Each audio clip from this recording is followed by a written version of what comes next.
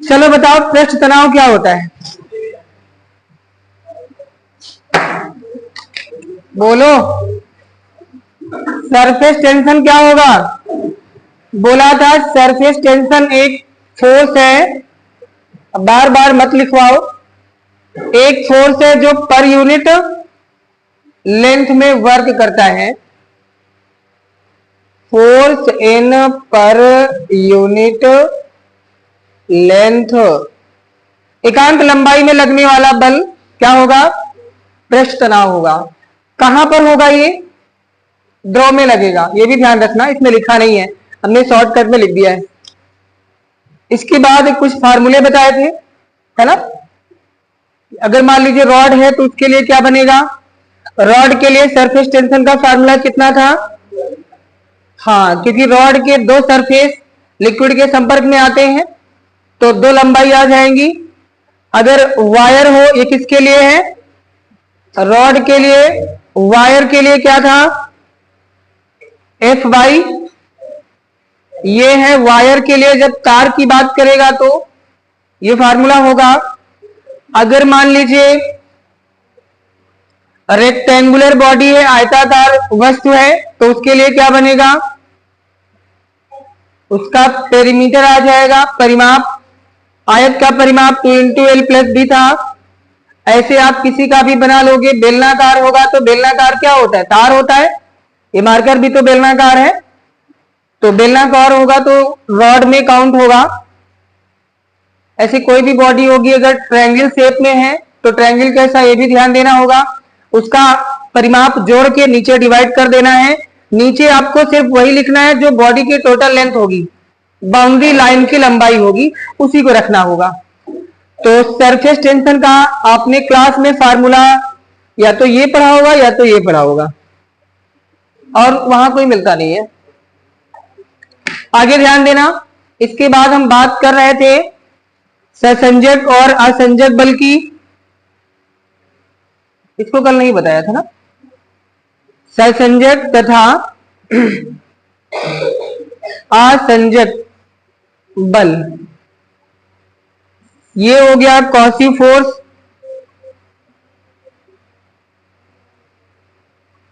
And adhesive force. बताओ कौन सा फोर्स लिक्विड को चिपकाएगा, यानी कौन सा इसमें फोर्स है जो बताएगा कि लिक्विड सरफेस से चिपकेगा या नहीं चिपकेगा। इन्होंने कहा ससंजक बल के कारण द्रव किसी बॉडी से क्या होगा, चिपक जाएगा, यही कह रहे हो। तो चलिए जानते हैं कि ससंजक बल क्या है। ससंजक बल की बात करते हैं। Force acted between same particle of material, material means यहां पे लिक्विड की बात होगी, मटेरियल को और चीज आप काउंट नहीं करोगे, मटेरियल मीन्स यहां पे लिक्विड की बात होगी। तो हमने बोला इसको हिंदी में अगर आप लिखोगे तो समान अणुओं के बीच में लगने वाले बल को क्या बोलते हैं, ससंजक बल बोलते हैं। देखो ये चैप्टर ऐसा ना कि इसमें क्वेश्चन मोस्टली थ्योरेटिकल बनता है एग्जाम में, क्योंकि थ्योरी बहुत ज्यादा है, और थ्योरी बहुत अच्छी अगर समझोगे तो बहुत चीजें समझ में आएंगी। बस आपको थ्योरी पे फोकस करना है। समान अणुओं के बीच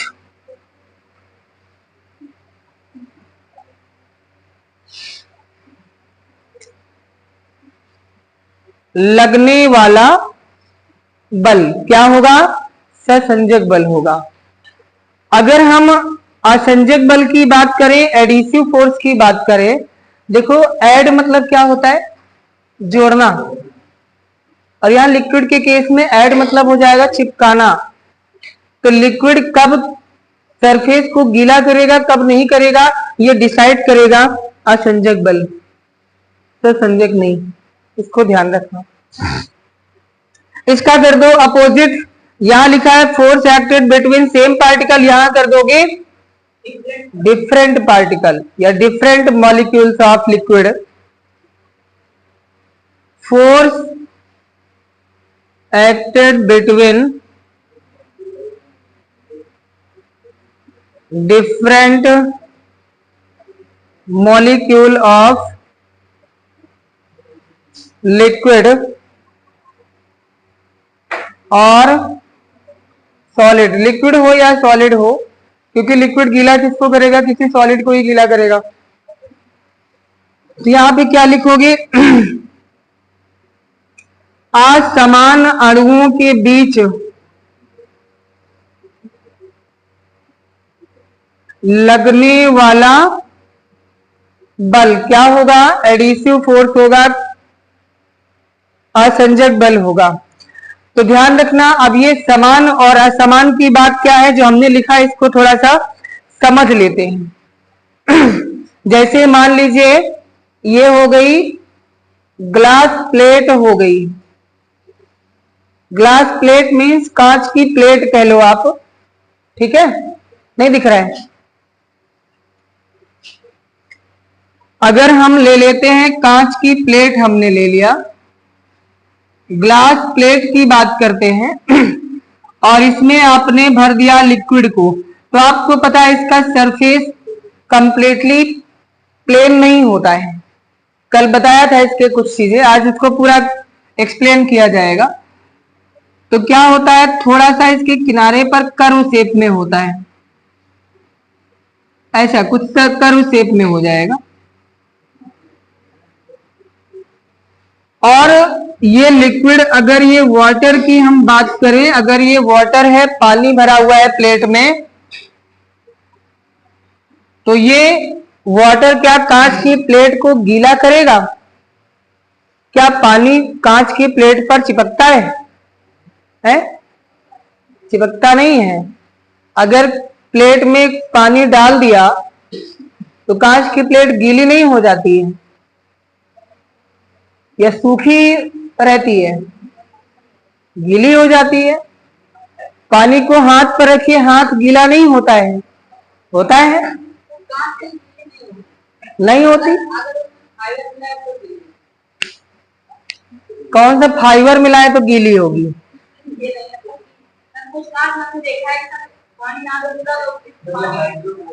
नहीं नहीं, सुनो पहले। इन्होंने कहा कि कांच गीला नहीं होता ना, दिमाग लगाया, प्रैक्टिकली दिमाग लगाया। होता क्या है, मार्केट से जब आप बिल्कुल नए ग्लास लेके आते हो तो सबसे पहले क्या होता है, ग्लास मार्केट में कोई सामान हो, बिकती वही है जो आजकल चमक रही है। तो उसमें शाइनिंग लाने के लिए क्या करते हैं, मार्कर चाहिए क्या? अरे ऐसा नहीं सर, हम 2 ही लेके आए थे, हम ओनली 2 लेके आए, 2 हमारे खुद के हैं, ले लीजिए आप, 1 दे देंगे।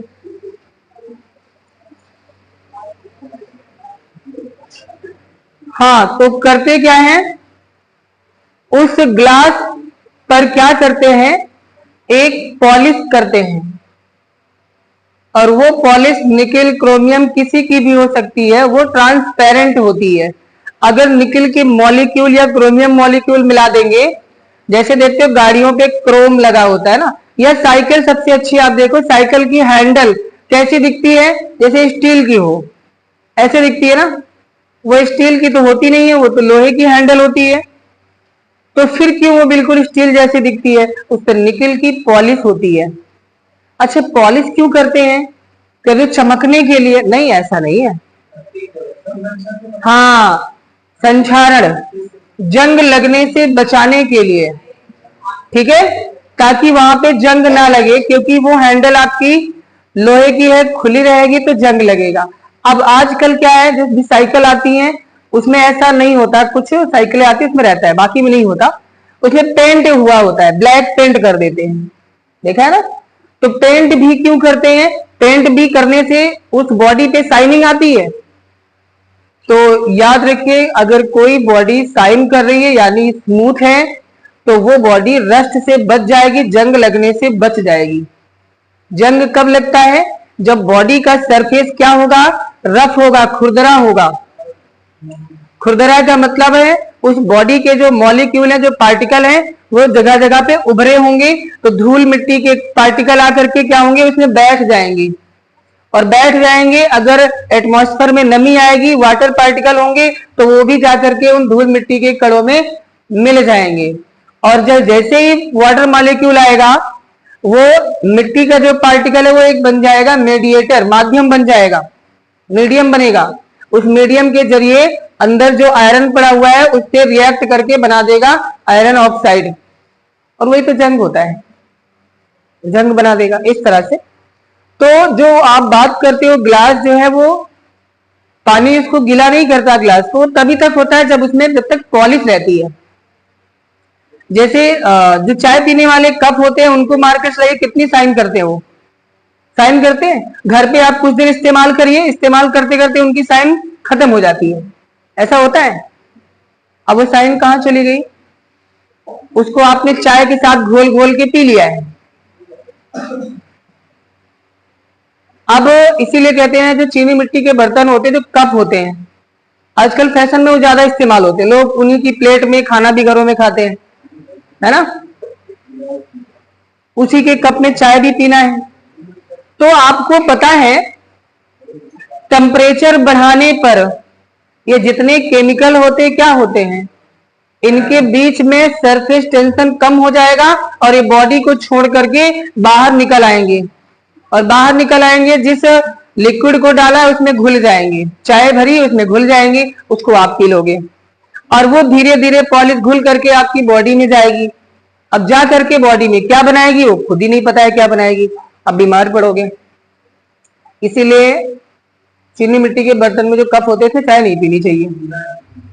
अब कुल्हड़ तुम्हारे घर में कौन लेके आएगा, तो उसको नहीं यूज करना चाहिए।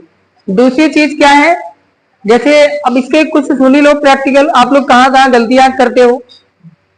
जैसे स्कूल में आप लंच बॉक्स लेके आते होगे, लंच बॉक्स लेके आते हो किस चीज का होता है, हमने देखा है आजकल मोस्टली लोग प्लास्टिक का लेके आते हैं, प्लास्टिक का, फाइबर का, ऐसा कुछ टिफिन लेके आते हैं, क्योंकि वो थोड़ा सा फैशनेबल टाइप का होता है, अच्छा दिखता है आपको। आपको ये लगता है इसमें हम ले जाएंगे तो लोग देखेंगे तो कहेंगे इनका टिफिन अच्छा है। अरे तुमको अच्छे बुरे से क्या मतलब, तुम अपने पेट भरने के लिए भोजन लाए हो। अगर वो भोजन आप एक कपड़े में लपेट के भी लाओगे तब भी दिक्कत नहीं है, आपको पेट भरना है। लेकिन वहां क्या है, आपका फैशन कम हो जाएगा।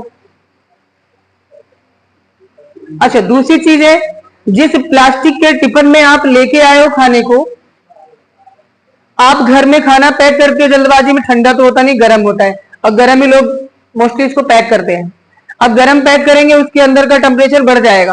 टेम्परेचर बढ़ने से क्या होगा, प्लास्टिक वेपोराइज होगी, पिघलेगी नहीं, वेपोराइज होगी, वाष्पित होगी। अब वेपोराइज होगी तो क्या होगा, जब आप टिफिन खोलते हो तो क्या होता है, उसमें वाटर मॉलिक्यूल बॉडी चिपके रहते हैं, उसमें प्लास्टिक के पार्टिकल भी होते हैं, और अंदर टिफिन भरा है बैग में, वो पार्टिकल टपक टपक के आपके खाने में मिलते हैं, यानी आप खाने के साथ कुछ प्लास्टिक भी खा रहे हो। और प्लास्टिक जानते हो क्या करता है, सबसे बड़ा कारण कैंसर का है। अब कहां कहां यूज करते हो, गवर्नमेंट प्लास्टिक को बैन कर रही है, प्लास्टिक की पॉलीथीन मत यूज करिए। आजकल देखो, आप कुछ भी आप सामान ले लो, जैसे आप गए फास्ट फूड लेने, आपने कहा आप इसको पैक कर दो, पैक करेगा किसने, वही पन्नी में प्लास्टिक की पैक कर देगा। इन्होंने कहा एल्युमिनियम फॉइल में, सब नहीं करते हैं। चाय लेने जाओगे पैक करोगे, वो पन्नी में पैक कर देंगे। अब सोचो चाय कितनी गर्म होती है, अब इतनी गर्म चाय प्लास्टिक में जाएगी, क्या होगा, प्लास्टिक पिघल पिघल के उसमें मिलेगी। वही जाएंगे हम घर पे आराम से बढ़िया अच्छे पियेंगे चुस्की लेकर के ना, और धीरे धीरे प्लास्टिक अपनी बॉडी में स्टोर करेंगे।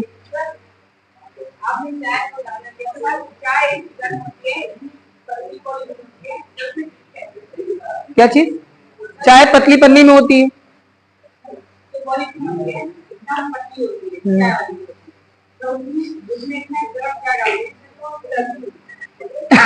इनका सवाल है कि 100 डिग्री सेल्सियस पे चाय खोल रही होती है, उसको उठा के पन्नी में डाल देते हैं, पन्नी क्यों नहीं गलती है, पिघल जाए वो। अरे पॉलीथीन है तो क्या हुआ, जलेगी नहीं। अच्छा, दूसरा एग्जांपल और करके देख लो, आप पन्नी में पानी भर लो और गैस स्टोव पे उसको रख दो, पानी गर्म हो जाएगा, पन्नी नहीं पिघलेगी, ऐसा क्यों होता है। भैया हीट पहले वहां जाएगी जो हीट को ज्यादा एब्जॉर्ब करेगा, जो ऊष्मा को ज्यादा अवशोषित करेगा, पहले हीट वहां जाएगी। अब वो लिक्विड है, लिक्विड प्लास्टिक से ज्यादा हीट को एब्जॉर्ब करता है, तो जो आप गर्म करोगे या फिर गर्म चाय डाल दिया है, वो टोटल लिक्विड जो है वही एब्जॉर्ब करके रखेगा, वो अपनी हीट को अपने पास रखेगा और हीट को पॉलीथीन को देगा, बट टेम्परेचर को नहीं देगा।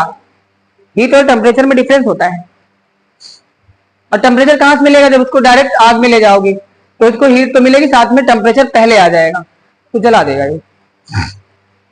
अरे ऐसे छोड़ो तो पन्नी की बात है, आप कागज के दोना बना लो, इसमें पानी भर के गर्म कर लो, गर्म हो जाएगा, नहीं जलेगा। क्यों? क्योंकि इन सब चीजों से ज्यादा पानी जो है वो हीट को एब्जॉर्ब करता है, इस कारण से वो नहीं जलेगा और पानी को उबाल देगा। अब यहां आ जाओ भैया लौट के, हैं किसमें?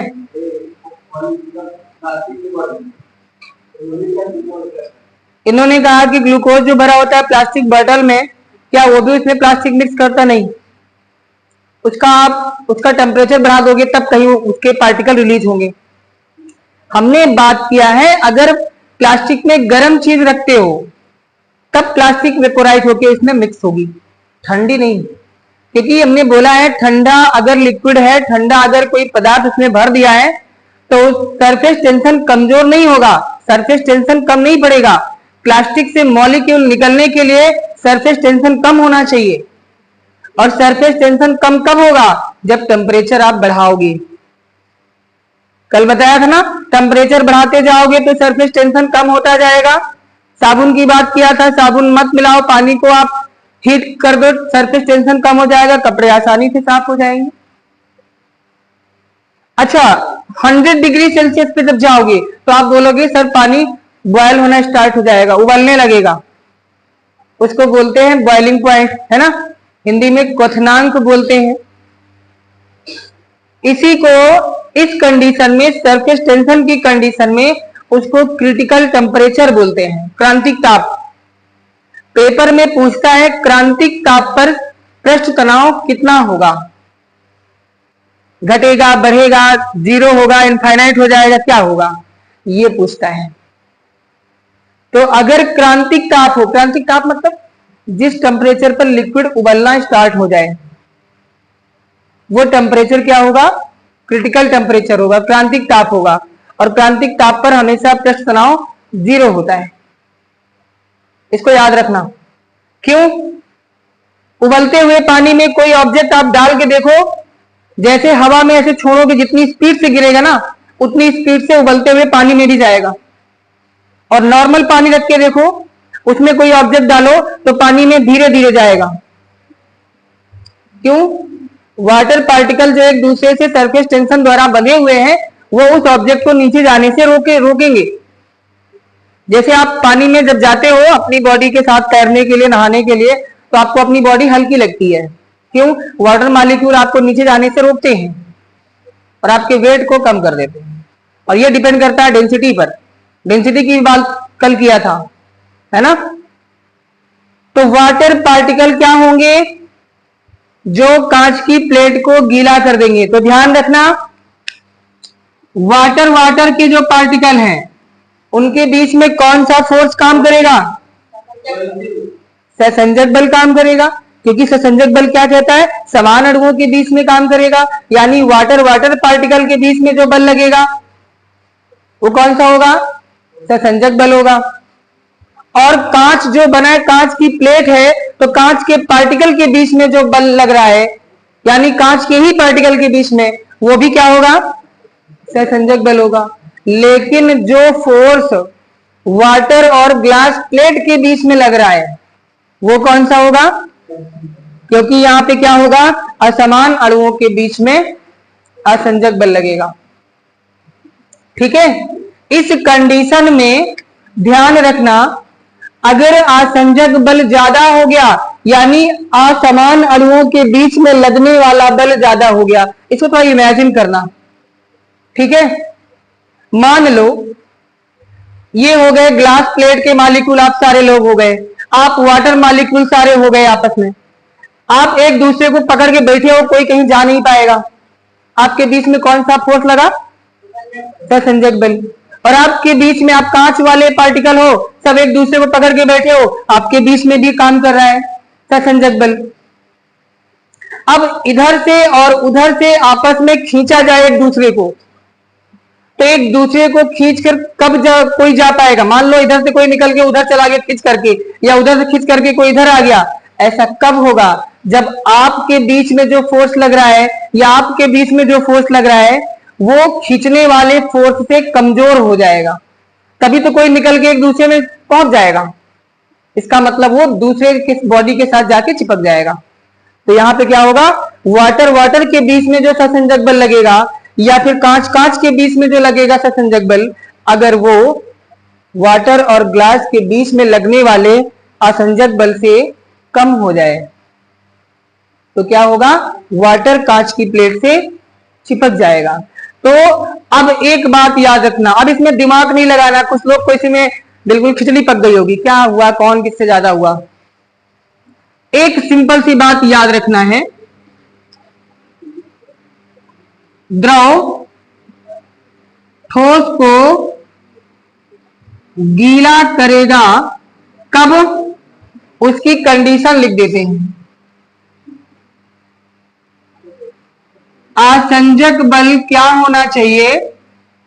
ज्यादा होना चाहिए, ग्रेटर देन सहसंजक बल। यानी एडिसिव फोर्स क्या होना चाहिए? कॉसिव फोर्स से ज्यादा होना चाहिए। बंद कर दो। तो क्या होगा? द्रव कांच को गीला करेगा। तो अब आपको पता चल गया है कि द्रव कांच की प्लेट को गीला करता है। इसका मतलब क्या है कि द्रव और कांच के बीच लगने वाला आसंजक बल द्रव के अणुओं के बीच लगने वाले सहसंजक बल से ज्यादा होगा, तभी तो चिपकेगा। इतना क्लियर हुआ? कब चिपकेगा कब नहीं चिपकेगा? अगर सहसंजक बल ज्यादा हो जाएगा तो नहीं चिपकेगा। अगर मान लो ऐसे ही प्लेट में, ग्लास प्लेट में अगर हम भर दें मरकरी तो इसका सरफेस कुछ ऐसे उभरा मिलेगा। इसमें पृष्ठ कैसे मिलता है? अच्छा आप बताओ, ये जो सरफेस लिक्विड का बनता है इसका आकार कैसा है? अवतल है, कॉनकेव सरफेस बनता है, ध्यान रखना। कभी कभी पूछता है कि वाटर का जो सरफेस होता है, पृष्ठ होता है कांच के बर्तन में, वो कैसा होगा? तो अवतल बनेगा, कॉनकेव बनेगा, ऐसे नीचे की ओर दबा हुआ। लेकिन अगर पूछे मरकरी का कांच की प्लेट में तो इसका सरफेस कैसे उभरा है? उत्तल लेंस जैसा बन रहा है ना, तो ये हो जाएगा कॉन्वेक्स सरफेस होगा। कब? मरकरी के केस में। अच्छा मरकरी को छोड़ो, अगर एग्जाम में कुछ और चीज बोल दिया तो कैसे बताओगे? इसको भी बताना है। कैसे? ये अवतल कब बना है? जो द्रव ठोस को गीला करते हैं उनके सरफेस कैसा होगा? याद रहेगा? जो द्रव कांच को गीला करेंगे या किसी ठोस को गीला करेंगे तो क्या होगा? उनका सरफेस कॉनकेव सरफेस बनेगा। जो अब ये मरकरी की बात है, तो मरकरी आपने कभी देखा हो और नहीं देखा है तो YouTube पे देख लीजिएगा। उसको हाथ पे भी रखोगे तो हाथ से इस हाथ में ले आओ, इस हाथ में बिल्कुल भी चिपकेगा नहीं। ठीक है, तुम कलाकार हो। बर्तन में रखोगे कांच में तब भी वो बिल्कुल भी गीला नहीं होगा, बिल्कुल बर्तन सूखा ही रहेगा। ऐसा क्यों हो गया? अब बताओ यहाँ पे कौन ज्यादा है? मरकरी ने कांच की प्लेट को या सॉलिड को गीला नहीं किया, ऐसा क्यों? कौन सा फोर्स ज्यादा हुआ होगा?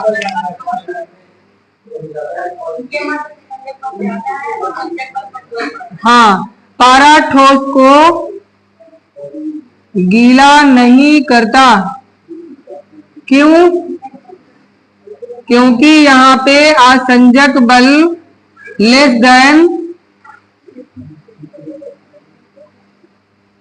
यहाँ पे कॉसिव फोर्स जो होगा वो एडिसिव फोर्स से ज्यादा होगा, ससंजक बल ज्यादा हो जाएगा। तो आपको पता चल गया है कि अगर ससंजक बल असंजक बल से ज्यादा होगा तो द्रव ठोस को गीला नहीं करेगा। इतना बात क्लियर हुआ। अगर असंजक बल ससंजक बल से ज्यादा हो जाए तो द्रव ठोस को गीला कर देगा, और जब गीला करेगा तो उसका सरफेस कैसा होगा, कॉन्केव होगा, अवतल दर अवतल पृष्ठ होगा। और जब गीला नहीं करेगा तो कैसा होगा, कॉन्वेक्स होगा। अगर मान लो एग्जाम में पूछता है और ये वाटर और मरकरी की बात नहीं करता है, कुछ और की बात करता है, तो वहां पे सिर्फ आपको देखना है कि वो गीला करता है कि नहीं करता, आपको ये पता होना चाहिए। अच्छा, अगर ये भी नहीं मालूम है तो फिर वहां पे देखेंगे एंगल ऑफ कांटेक्ट, संपर्क कोण कितना होगा उसके लिए। 3-4 चीजें हैं, उनमें से कोई एक चीज मालूम है तो आप बाकी चीजें निकाल लोगे, क्योंकि आपस में सब रिलेट करेंगी, सब बता देंगे आपको। तो ये ध्यान हो गया कि कब चिपकेगा कब नहीं चिपकेगा, ससंजक क्या होता है असंजक क्या होता है, दोनों के लिए लिखा हुआ है, इतना नोट कर लिए। अब हम बात करते हैं संपर्क कोण की, बात करते हैं एंगल ऑफ कांटेक्ट की बात करेंगे। अच्छा, उससे पहले एक चीज और पढ़ लेते हैं, सरफेस एनर्जी नहीं पढ़ाई ना अभी, चलिए पहले उसको कर लेते हैं, उसके बाद संपर्क कोण पढ़ेंगे।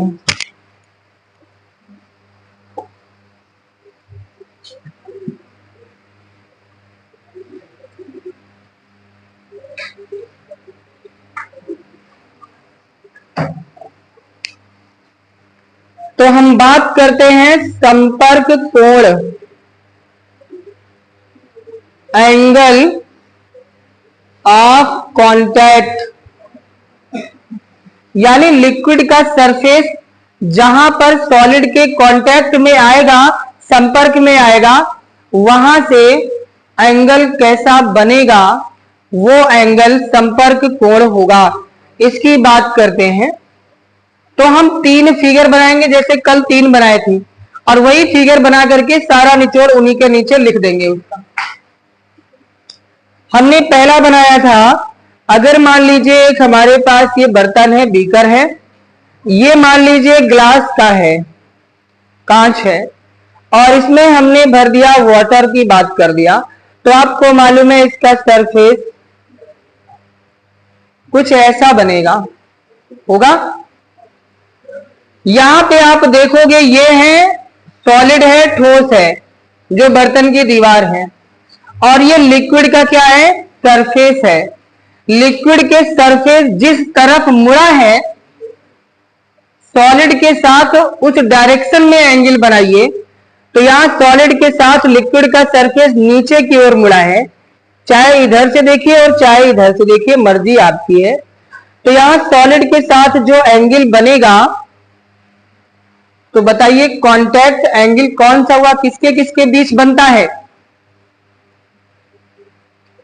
Angle between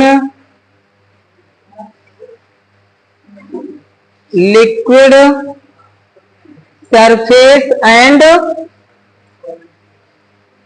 solid. सॉलिड यानी ठोस और द्रव के पृष्ठ के बीच जो एंगल बनेगा उसको बोलते हैं संपर्क कोण, एंगल ऑफ कांटेक्ट। याद रहेगा, ये हो गई डेफिनेशन कि होता क्या है संपर्क कोण। अब आप बताइए ये जो एंगल दिख रहा है, ये एंगल कितना होगा, 90 से कम होगा। अब आपको ये भी मालूम है कि वाटर ग्लास को गीला करता है, यानी वाटर ग्लास से चिपकता है। चिपकता है तो उसके लिए बताइए एंगल कितना होगा,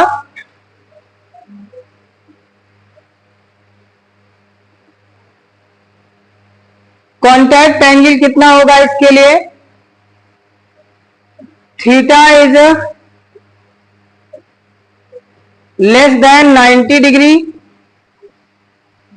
और ग्रेटर देन 0 डिग्री, या फिर इक्वल भी हो सकता है, 0 भी हो सकता है, लेकिन 0 हमारा आइडियल केस हो जाएगा। 0 कब होता है वो भी आपको अभी बताएंगे। 90 से कम होना चाहिए। 90 भी हो सकता है, लेकिन वो ग्लास के लिए नहीं होगा।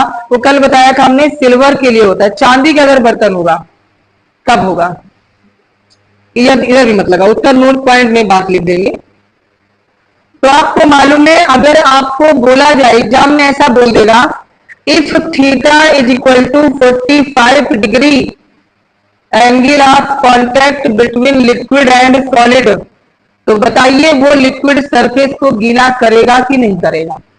ऐसा क्वेश्चन पूछेगा। तो आपको बता दिया है, अगर 0 से 90 के बीच में एंगल है तो वो क्या होगा, लिक्विड सॉलिड को गीला कर देगा, यानी उससे चिपक जाएगा। इतना क्लियर हुआ? अगर एंगल देगा तब भी आप पता कर पाओगे कि चिपकेगा कि नहीं चिपकेगा। और अगर वो चिपकेगा तो उसका सरफेस जो लिक्विड होगा उसका सरफेस कैसा होगा, कॉन्केव होगा। एंगल देगा तो सरफेस भी बता पाओगे ना, चिपकेगा नहीं चिपकेगा वो भी मालूम हो जाएगा। आगे देखिएगा, इसके लिए एक नोट पॉइंट लिख देते हैं। For pure water, pure water मतलब जिसको हिंदी में बोलते हैं आशुद्ध जल, नाम सुना होगा ना अशुद्ध जल। डिस्टिल वाटर, कहीं देखा है डिस्टिल वाटर? देखा है ना? कहां देखा? जब इंजेक्शन लगता है तो उसमें होता है। इन्होंने कहा सिरिंज जो साफ करते हैं वो डिस्टिल वाटर होता है। ठीक है, होता है, लेकिन सभी लोग नहीं यूज करते। कुछ लोग नॉर्मल वाटर यूज करते हैं, सब लोग नहीं यूज करते। वहां से देखा होगा, एक ड्राई जो सिरप आती है एंटीबायोटिक वाली बच्चों वाली, उस सिरप के साथ एक छोटी सी डिब्बी में पानी भरा रहता है। उस पानी को ड्राई मेडिसिन में मिला करके उसको मिक्स करते हैं, वो होता है अशुद्ध जल। अशुद्ध, अशुद्ध नहीं, डिस्टिल वाटर होता है, यानी 100% प्योर वाटर। बट 100% कुछ नहीं होता है, लेकिन अप्रॉक्सीमेट मानते हैं उसको। तो ध्यान रखना, अगर वो प्योर वाटर है एंड जिस बॉडी में, जिस बर्तन में भरा हुआ है ग्लास का है, तो मान लीजिए वो प्योर ग्लास है।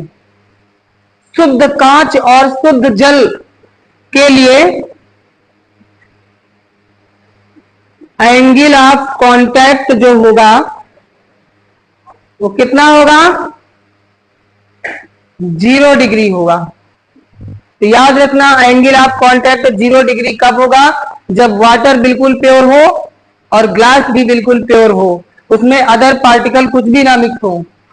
अच्छा, पता है शुद्ध ग्लास कितना प्योर होगा कि अगर आपके और हमारे बीच में रख दे तो आप पहचान भी नहीं पाओगे कि हमारे बीच में ग्लास भी रखा हुआ है। जैसे कभी कभी आप कहीं जाते हो शोरूम में तो बहुत बिल्कुल क्लीन ग्लास लगवाते हैं गेट पे, और कभी कभी लगता है कि यहाँ कुछ नहीं, तो जाते टकरा जाते हैं उसी में, ऐसा हो जाता है ना। लेकिन फिर भी वो प्योर नहीं होता 100%, क्योंकि जब आप ध्यान देते तो आपको दिखता है ग्लास, वो अचानक से हो जाता है, अलग बात है। अच्छा, अगर हम बात करते हैं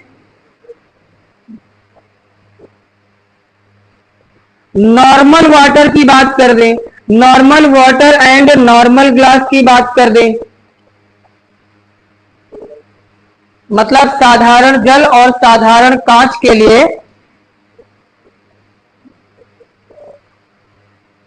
for normal water and normal glass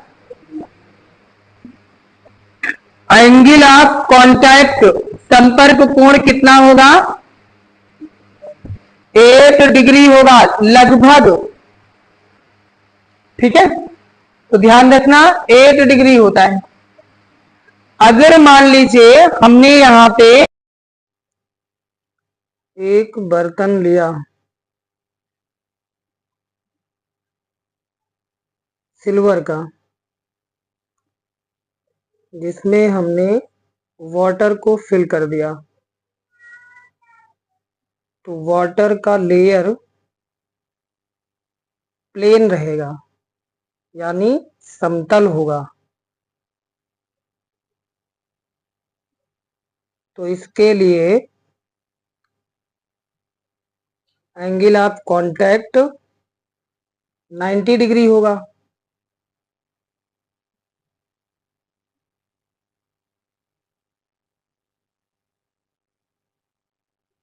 ninety degree होगा।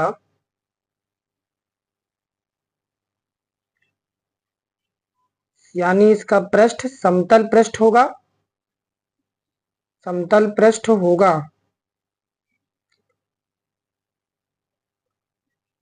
और इसका तल समतल हो जाएगा।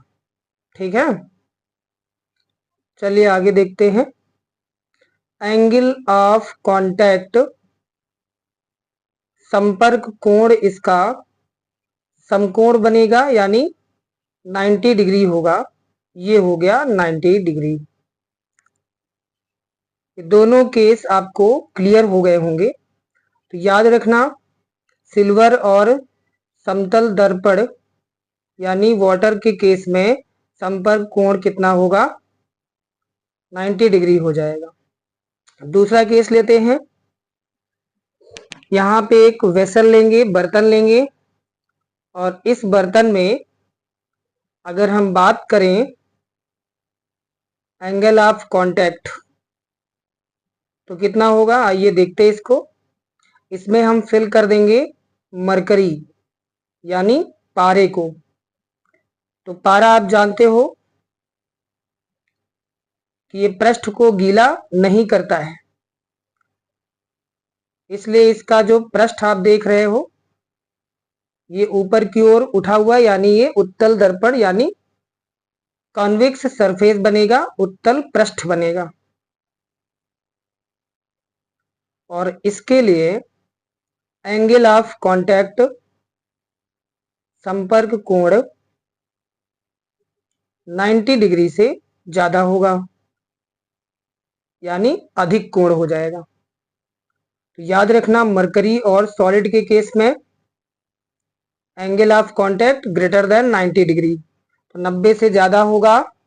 जो द्रव ठोस को गीला नहीं करते हैं उनके लिए एंगल ऑफ कांटेक्ट 90 डिग्री से ज्यादा होगा। इतनी बात क्लियर हो गई होगी। चलिए आगे देखते हैं इसके। तो बात करते हैं, एंगल ऑफ कांटेक्ट हो गया इसका 90 डिग्री।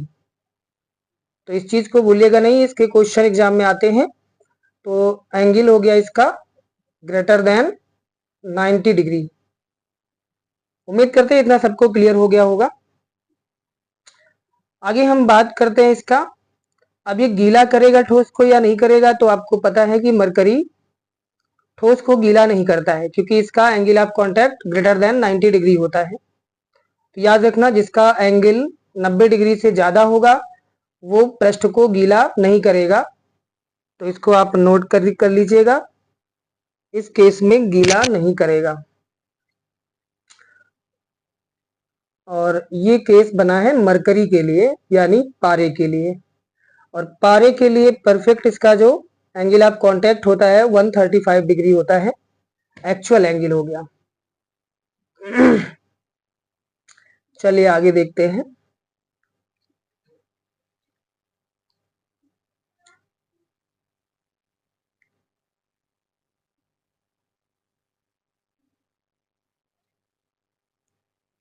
चलिए आगे देख लेते हैं इसको। इनका क्वेश्चन जो है कि एक बर्तन लिया, इन्होंने पूछा है कि अगर मान लीजिए प्योर ग्लास है और प्योर वाटर है तो उसका एंगल ऑफ कांटेक्ट का फिगर कैसा बनेगा?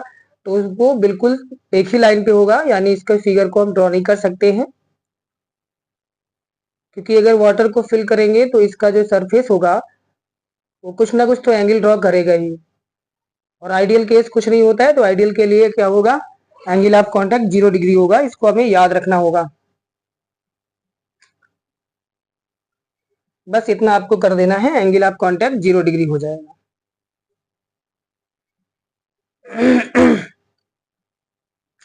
तो यहाँ देखिएगा, एंगल ऑफ कांटेक्ट हो गया 90 डिग्री, और इसके केस में सिल्वर और वाटर के केस में ये सरफेस को गीला करता है, तो ये चीज ध्यान रखना। बट इसका केवल जो सरफेस होगा वो समतल होगा। और ये मरकरी जो होगा गीला नहीं करेगा, क्योंकि इसका एंगल ऑफ कांटेक्ट 90 से ज्यादा है। तो इस चीज को ध्यान रखना है। जब मरकरी होगा तो इसका पृष्ठ उत्तल पृष्ठ होगा, और इसके बाद एंगल ऑफ कांटेक्ट क्या हो गया, 135 डिग्री फॉर मरकरी। अब आगे देखते हैं।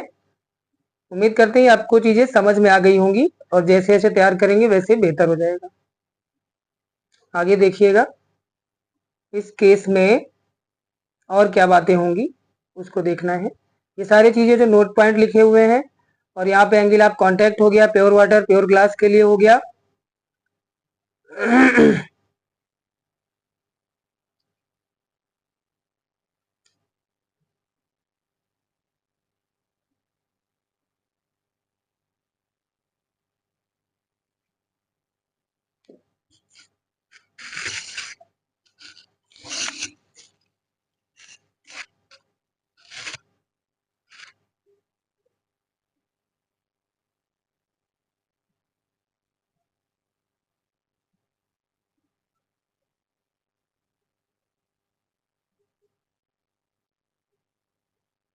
चलिए इसके बाद अब आगे देखते हैं। पीछे समझ में आ रहा है सबको?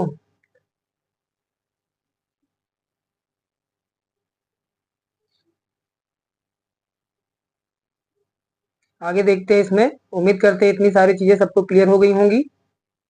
अब आगे की जो बात करेंगे, इसका नेक्स्ट टॉपिक जो आएगा उसको देखते हैं इसके बाद, और इसको नोट कर लिया होगा सब लोगों ने। अब देखिए यहाँ पे सेकंड टॉपिक है पृष्ठीय ऊर्जा, यानी सरफेस एनर्जी की बात करेंगे यहाँ पे। ये हो गया सरफेस एनर्जी, द्रव की होगी पृष्ठीय ऊर्जा। देखिए इसके लिए क्या करेंगे, हमें एक वायर को लेना होगा। अब वायर को लेने पर क्या होगा, उसका एक सरफेस द्रव के साथ होगा। तो इसका फिगर अभी देखते हैं कैसा बनता है, और उसके बाद पृष्ठीय ऊर्जा की गणना हम लोग करेंगे।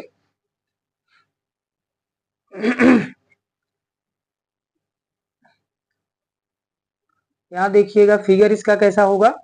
तो अभी इसकी हम बात करते हैं। इन चीजों को आपको बेहतर तरीके से समझना होगा, अन्यथा सब गड़बड़ हो जाएगा भाई। तो द्रव की पृष्ठीय ऊर्जा के केस में हम बात करेंगे, यहाँ पे हमें एक वायर को लेना होगा, और वायर को कुछ यू शेप में मोड़ देना है। इसके बाद क्या करना है, मान लीजिए कि इसके बीच में द्रव की एक फिल्म बनी हुई है, द्रव की एक परत है। तो वाटर फिल्म के लिए हम लोग क्या करेंगे, एक स्लाइडिंग वायर को लेना होगा, जिसको हमें इस पर आसानी से खिसकाना होगा। अब खिसकाने पर देखिए क्या होगा कि जो द्रव की फिल्म होगी उसको आसानी से हम खींच सकेंगे या इसको कंप्रेस कर सकेंगे। तो उस परत में क्या होगा, पृष्ठ तनाव उत्पन्न हो जाएगा, और पृष्ठ तनाव के कारण जो ऊर्जा उत्पन्न होगी वही हमारी पृष्ठीय ऊर्जा हो जाएगी। तो इस केस की चलिए हम बात करते हैं।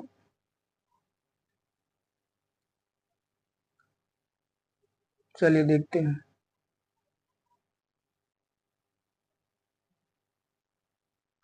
आगे की यहाँ पे देखते हैं बातें कुछ। आप लोग ठीक से पढ़ना स्टार्ट कर दो, क्योंकि आपके एग्जाम भी नजदीक आ रहे हैं और बेहतर तरीके से आपको पढ़ना होगा। इस चीज का ध्यान रखिएगा सभी लोग। उम्मीद करते हैं कि सभी लोग अच्छे से पढ़ाई करते होंगे। कुछ लोग यहाँ पे हैं जो गायब हो जाते क्लास से। चलिए आइए टॉपिक को देखते हैं इसके बाद हम।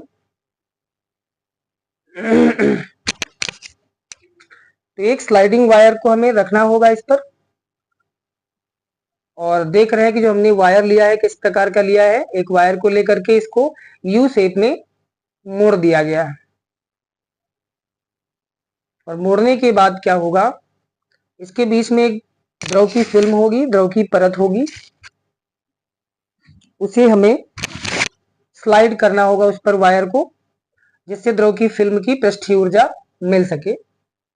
इस प्रकार अगर मान लीजिए हम वायर रखेंगे और इसको नीचे की ओर खिसकाएंगे तो क्या होगा, द्रव की फिल्म पर क्या होगा, तनाव उत्पन्न होगा।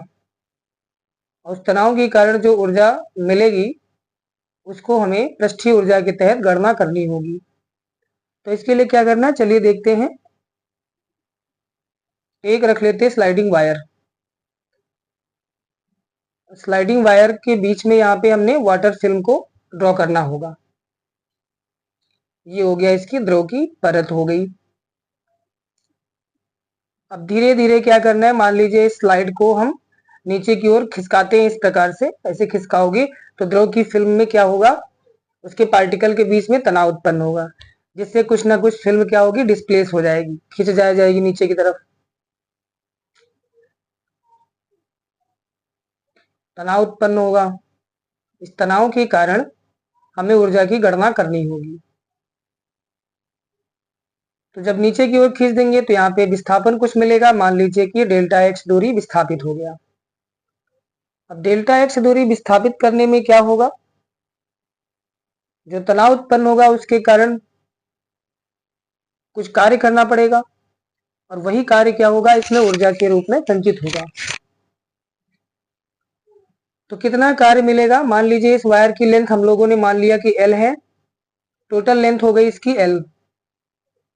अब लेंथ L होने पर यहाँ पे आप देखेंगे इसका एक सरफेस एयर के वाटर के कांटेक्ट में है, तो लेंथ इसकी हो गई L। अगर दोनों साइड इसके वाटर के कांटेक्ट में होते तो यहाँ लेंथ हो जाती डबल, 2 हो जाती, 2L लेना पड़ता। तो आपको यहाँ पे एनर्जी मिल जाएगी। चलिए देखते हैं कितना वर्क करना पड़ेगा। तो वर्क डन निकालना पड़ेगा इसमें। Work done due to work done in stretching, क्योंकि हम लोग खींच रहे हैं ना, तो खींचने में डेल्टा एक्स दूरी क्या हुई, विस्थापित हो गई है। इन स्ट्रेचिंग द वायर, या फिर आप कह सकते हैं stretching the water film by a sliding wire. तो कितना वर्क डन होगा इसकी बात हमें करना होगा। आइए वर्क डन को फाइंड करते हैं। कितना किया गया कार्य है नीचे की ओर खींचने पर, उसकी बात करेंगे। तो आपको मालूम है वर्क W इक्वल टू होता है फोर्स इंटू डिस्प्लेसमेंट, कार्य बराबर बल गुणे विस्थापन हो जाएगा। तो फोर्स यहाँ पे F रख लेंगे, या आप सरफेस टेंशन की बात कर लेते हैं तो टेंशन भी आप पुट कर सकते हैं, T की वैल्यू भी T भी पुट कर सकते हैं। लेकिन यहाँ पे एक्सटर्नल फोर्स हम अप्लाई करेंगे बाह्य बल खींचने में, तो उसके द्वारा जो कार्य होगा उसको निकालना होगा। आप चाहे तो यहाँ पे टेंशन भी रख सकते हैं, T की वैल्यू भी, बट दोनों केस में क्या होगा, दोनों फोर्स है हमारे, तो आप T रखिए या फिर यहाँ पे F रख सकते हैं, जो भी आपकी इच्छा हो। इनटू में डिस्प्लेसमेंट रखना होगा डेल्टा F, जितना की वायर को हम लोगों ने डिस्प्लेस किया है, इसकी गणना कर लेंगे। तो इतना हमारा हो जाएगा वर्क डन, टोटल किया गया कार्य हो जाएगा। अब बात करते हैं यहाँ पे कि T कितना होगा, इसकी बात कर लेते हैं। तो आपको यहाँ बता दें कि फोर्स का जो फार्मूला होगा या फिर प्रेशर का जो फार्मूला होगा उसकी बात कर लेते हैं। तो फोर्स कितना होगा उसकी बात करेंगे। एक फार्मूला आपने पढ़ा है, pressure equal to force upon area होता है।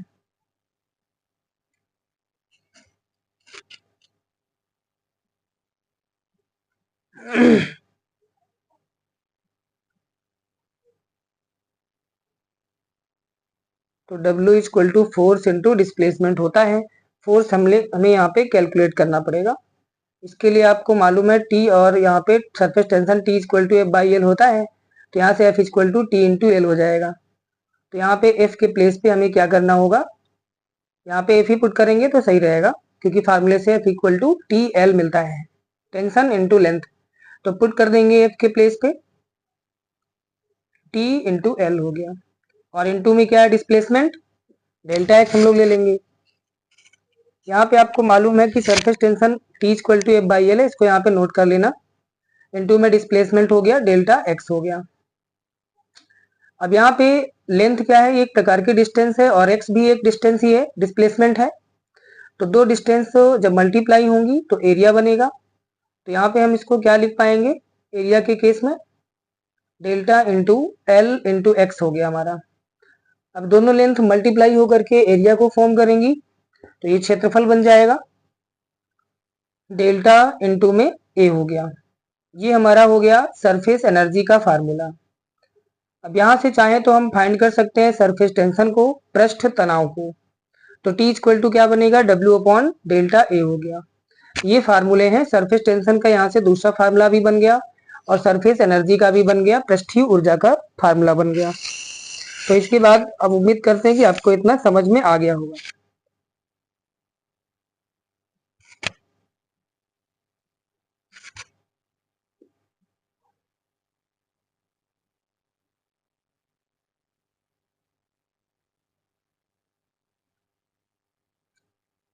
नोट हो गया ना? अब इसके बाद बात करेंगे नए कुछ टॉपिक की, जो इसमें एक्सेस प्रेशर के कुछ टॉपिक हैं। जैसे बूंद के भीतर अधिक दाब आपको बात करना है, या फिर मान लीजिए सोप बबल है, साबुन का बुलबुला है, उसके भीतर कितना दाब होगा, उसकी बात करेंगे।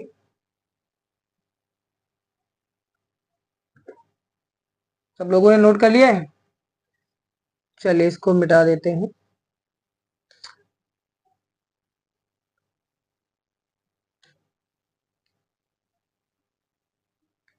अब यहाँ पे हम बात करेंगे एक्सेस प्रेशर की, आधिक्य दाब की। तो एक्सेस प्रेशर कितना होगा इसकी गणना करेंगे। ये भी फॉर्मूले बहुत इंपॉर्टेंट होंगे। एक्सेस प्रेशर यानी आधिक्य दाब हो गया।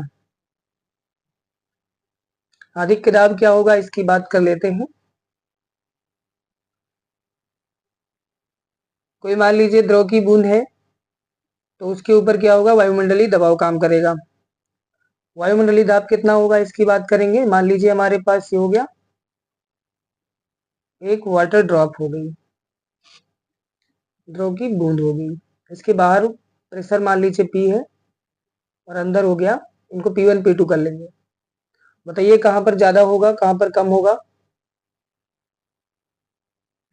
देखिए यहाँ पे बबल है, इसके अंदर जो प्रेशर होगा वो भी एयर प्रेशर होगा, बाहर से भी एटमॉस्फेरिक प्रेशर है, वायुमंडलीय दाब है। अगर ये ज्यादा हो गया इसके अंदर तो क्या होगा, वायुमंडलीय दबाव इसको प्रेस कर देगा, कंप्रेस कर देगा। तो इसकी बात कर लेते हैं, आपको इतना मालूम हो गया होगा। तो ये स्फेरिकल हो पाएगी वायुमंडलीय दबाव के बैलेंस होने की कंडीशन में, संतुलन की अवस्था में।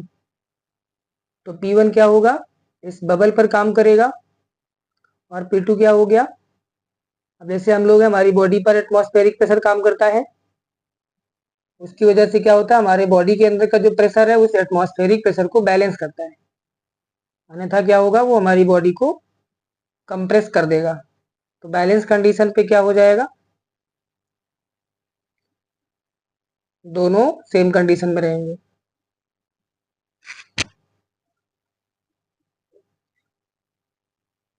चलिए आगे की इसमें बात कर लेते हैं।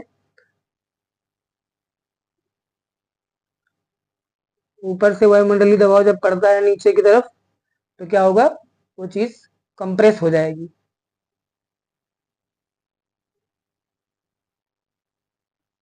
उसी पर ये टॉपिक बेस्ड है।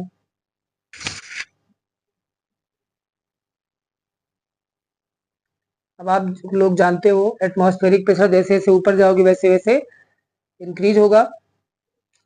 इस बबल के केस में अधिक दाब की कंडीशन में क्या होगा, P2 हमारा P1 की कंडीशन में बैलेंस कंडीशन में होना चाहिए, जिससे कि प्रेशर कंप्रेस ना कर पाए और हमारी ड्रॉप क्या हो, स्फेरिकल हो सके।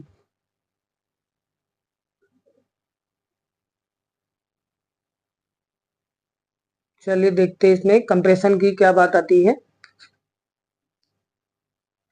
अब जैसे जैसे एटमॉस्फेरिक प्रेशर इंक्रीज होगा, वैसे वैसे क्या होगा, ड्रॉप पर एक्सेस प्रेशर बढ़ता जाएगा। अब एक्सेस प्रेशर की कंडीशन में क्या है, एक्सेस प्रेशर के लिए हमारे पास टोटल 3 कंडीशन होंगी। पहला इसमें कौन सा बनेगा, एक्सेस प्रेशर हम बात करेंगे। एक्सेस प्रेशर इन, आप एयर बबल ले सकते हैं, या फिर हम लोग पहले इसमें वाटर ड्रॉप की बात कर लेते हैं, या बबल आप कर सकते हो, वाटर बबल थोड़ा कम ठीक है, यहाँ पे हम वाटर ड्रॉप की बात कर लेंगे। एयर बबल के लिए भी आप निकाल सकते हैं, जिसकी आपकी इच्छा हो, दोनों लगभग सेम कंडीशन में काम करते, थोड़ा सा डिफरेंस होगा। ठीक है, चलिए अब इसको देखते हैं। तो पहले इसमें आप हम लोग क्या कर लेंगे, वाटर ड्रॉप के लिए बात कर लेते हैं। तो वाटर ड्रॉप में क्या होगा कि टोटल अंदर लिक्विड होगा, टोटल उसमें पानी भरा होगा। अब उस पानी की कंडीशन में क्या होगा, देखिए इसका फिगर किस प्रकार से हम लोग ड्रॉ करेंगे। सपोज दैट ये क्या हो गया, वाटर ड्रॉप हो गया, इसके अंदर पूरा वाटर फिल होगा, ये हो गया वाटर ड्रॉप। उसके बाद पूरी तरह से इसमें वाटर फिल होगा, समझ में आया? चलिए ठीक है।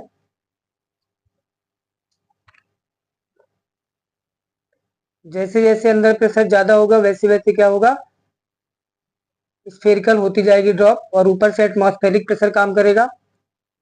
तो उस कंडीशन में थोड़ा सा प्रेशर इंक्रीज होता जाएगा। तो उस जो थोड़ा सा प्रेशर दोनों की कंडीशन में ज्यादा होगा वही हमारा एक्सेस प्रेशर होगा, यानी अधिक दाब हो जाएगा। वो अधिक दाब बहुत माइनर होता है, बहुत थोड़ा होता है। अब ज्यादा हो जाएगा तो वायुमंडलीय दाब क्या करेगा, कंप्रेस कर देगा, यानी बूंद स्फेरिकल नहीं हो पाएगी और वो चपटी हो जाएगी। चलिए यहाँ पे देखते हैं, ये हो गया वायुमंडलीय दाब, मान लीजिए इस पर पी काम करता है, और ड्रॉप के भीतर मान लीजिए प्रेशर होगा पी, और इसकी रेडियस हम कुछ बना लेते हैं, इसकी रेडियस हमने लेट कर लिया आर है।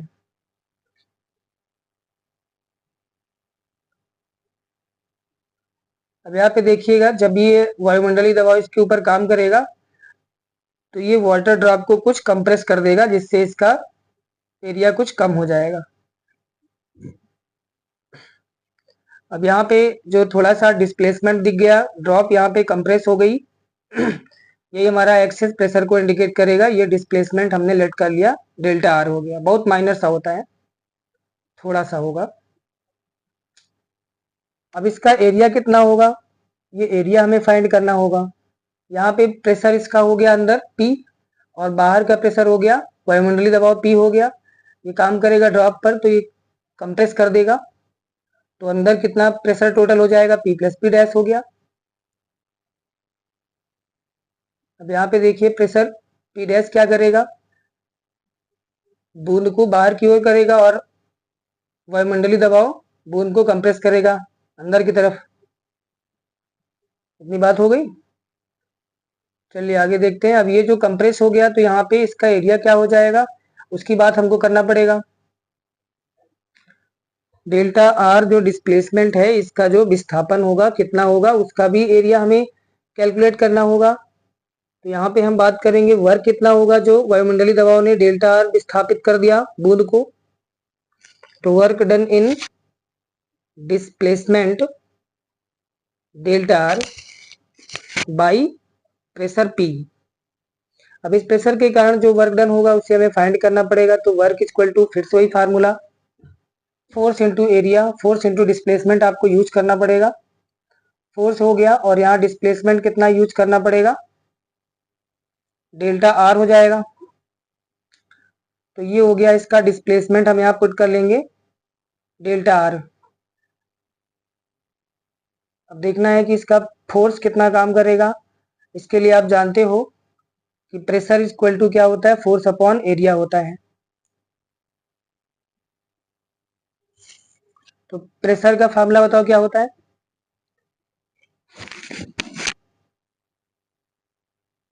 फोर्स अपॉन एरिया हो जाएगा, P equal to F by A हो गया। अब यहाँ से F कितना कैलकुलेट होगा, प्रेशर इंटू एरिया हो जाएगा। अब बूंद कैसी होती है, स्फेरिकल होती है, गोल होती है। गोले का क्षेत्रफल कितना होता है,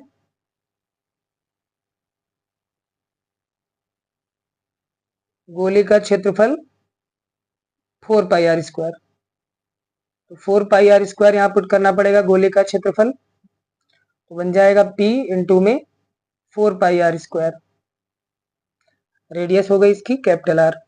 ये हो गया फोर्स इतना काम करेगा। अब यहाँ पे वर्क हमें कैलकुलेट करना पड़ेगा, वर्क कितना हो जाएगा। तो P के प्लेस पे यहाँ पे हमें फोर्स रखना पड़ेगा। फोर्स की वैल्यू कितनी है, P इंटू में 4πr² और इंटू डिस्प्लेसमेंट हो गया डेल्टा R। ये हो गया वर्क डन। इक्वेशन नंबर इसको फर्स्ट लेट कर लीजिए, साथ में इसको भी नोट करना है क्योंकि यहीं से वैल्यू पुट हुई है। इसके बाद हम बात करेंगे जो डेल्टा R इतना विस्थापित हो गया था बूंद, इसका एरिया कितना होगा उसकी बात करेंगे। तो अधिक के यहाँ पे जो क्षेत्रफल होगा या क्षेत्रफल में जो वृद्धि होगी, इंक्रीजिंग इन एरिया यहाँ पे कैलकुलेट करना पड़ेगा कितना क्षेत्रफल में वृद्धि हुई है। तो इंक्रीजिंग एरिया क्षेत्रफल में वृद्धि कितनी होगी इसकी बात करेंगे। तो देखिए यहाँ पे क्षेत्रफल जो वृद्धि निकालनी पड़ेगी। बूंद हमारी टोटल पहले कितनी थी पूरी, जिसकी रेडियस कैपिटल R थी और डिस्प्लेसमेंट डेल्टा R। तो क्षेत्रफल में वृद्धि डेल्टा A इक्वल टू पूरी बूंद का जो बड़ी वाली बूंद है उसका क्षेत्रफल निकाल लेंगे और उससे छोटी वाली जो बूंद है उस छोटी वाली बूंद के एरिया को इसको माइनस कर देंगे अंदर वाले को, तो हमें बीच का एरिया मिल जाएगा। तो गोले का क्षेत्रफल 4πr² होता है। रेडियस कितनी बनेगी यहाँ पे, त्रिज्या तो पूरे की कितनी हो जाएगी, यहाँ पे R है और ये डेल्टा R, तो रेडियस हो जाएगी R plus delta R। Square लगा देना है। और जो अंदर इनर ये बबल बना है स्फेरिकल दिख रहा है, इसका एरिया 4πr² हो जाएगा, रेडियस इसकी R² हो जाएगी। ये हो गया 4πr²। अब यहाँ पे R प्लस डेल्टा R का होल स्क्वायर ओपन करना होगा।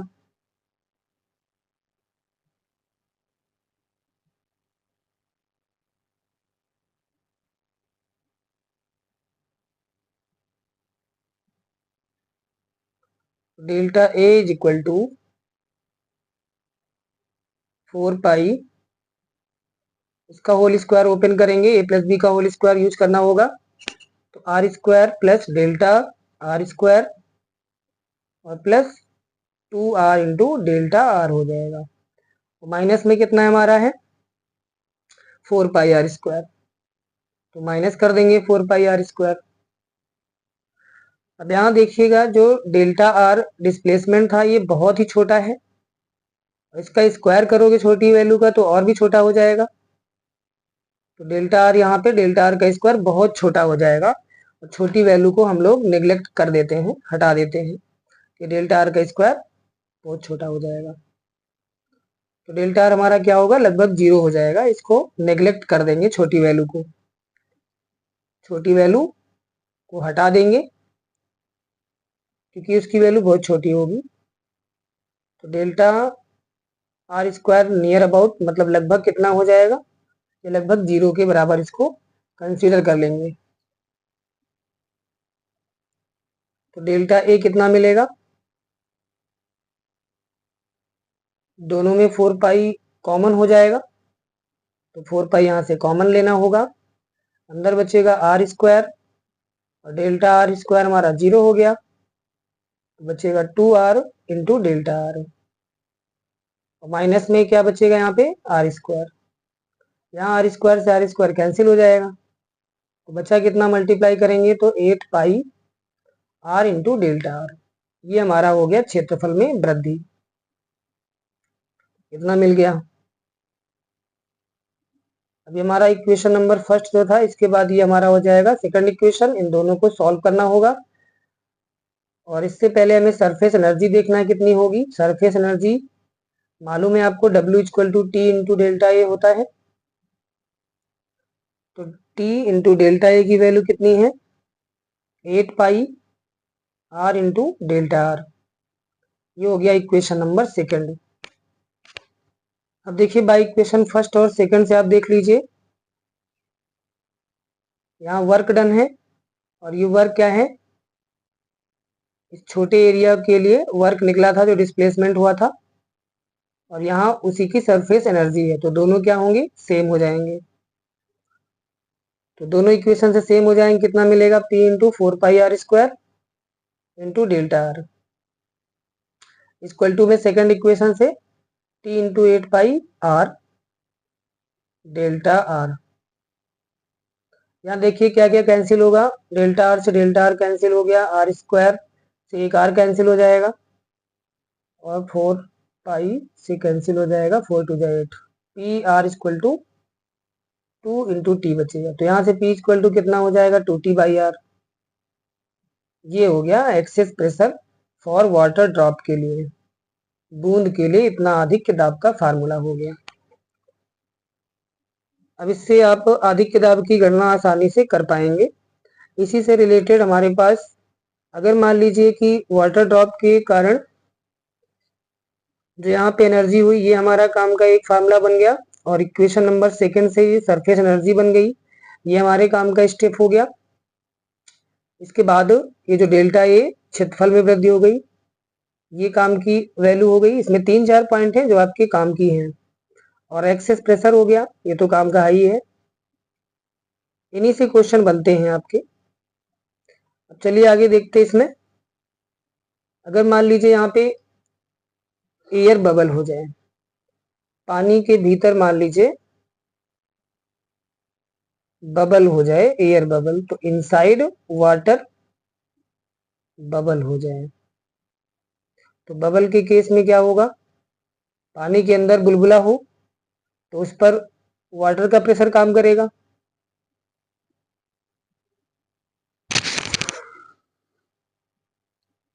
ये हो गया बबल,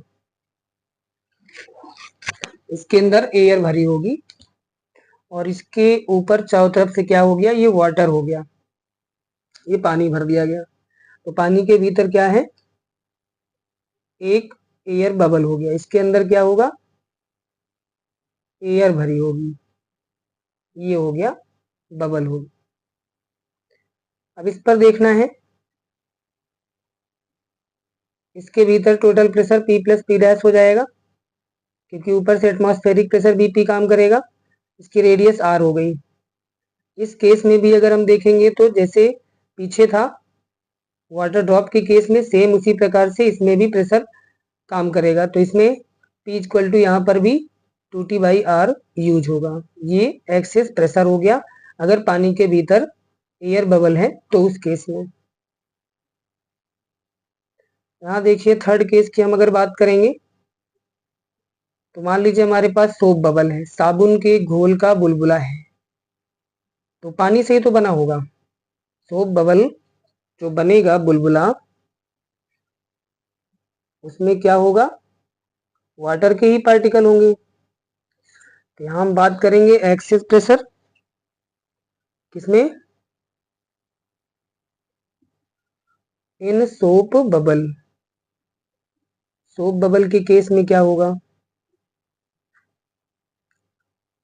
साबुन के घोल के भीतर आधिक्य दाब की बात करेंगे, बुलबुले के भीतर आधिक्य दाब।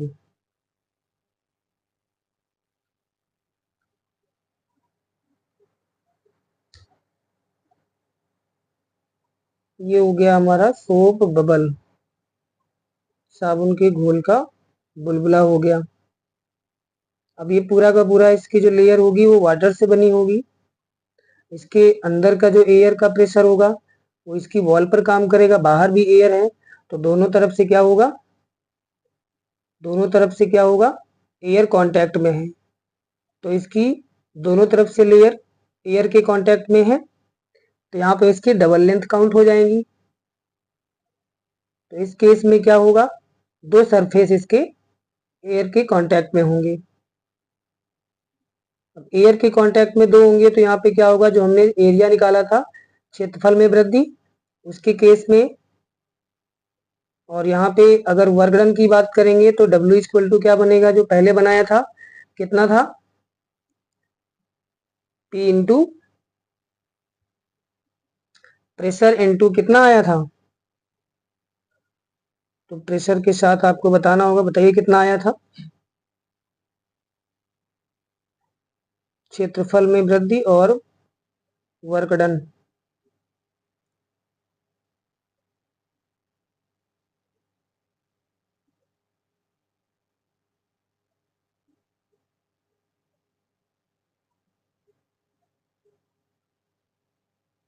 तो टोटल वर्क डन कितना था, P इंटू में 4 pi R square, pressure into area हो गया।